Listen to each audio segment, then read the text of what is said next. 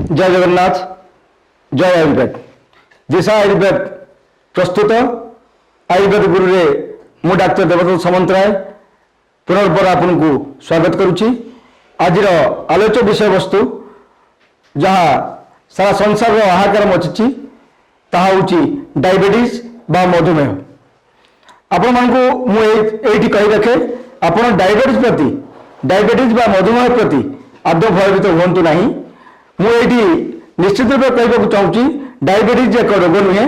जदि बा आपको डायबिटीज होता है, जदि आप रक्त शर्करा बढ़ी थाए ताहले आपण निसंकोचरे आपण दालचीन एवं मेथी दालचीन गुंड 1 चमच मेथी गुंड 1 चमच आपको गोटे ग्लास पानी में भिगई सकाଳେ खाली पेट रे पियंतु एवं डायबिटीज किछि ना भी आपण 2-3 मास भितर निश्चित रूपे मुक्ति पाइबे।